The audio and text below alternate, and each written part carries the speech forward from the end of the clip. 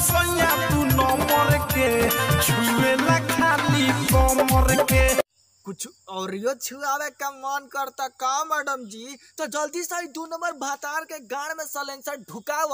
हमरा जैसन 1 नंबर मर्द के बुलावो तो हर कमर से लेकर ढोड़ी, ढोड़ी से लेकर ऊपर के 2 गो रोड़ी सब छुए। प्यारी समझ गई।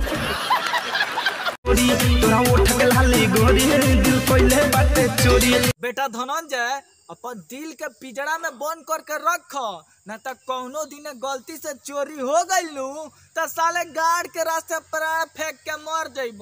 फिल्म में अरे दर्जी हमार चोली अपना मर्जी से सिलेबा। अरे कौन सरवा दर्जी सियले बारे, एकरा माई के चूड़ी फाड़ो साले कबो मिल जाइया नु तो उनकरा गाड़े में अखरोट फोड़ दे हैं।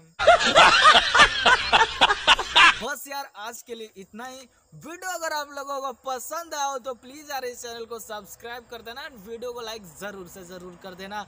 मिलते हैं एक और नए तगड़े वीडियो में, तब तक के लिए मेरे भाई बाय।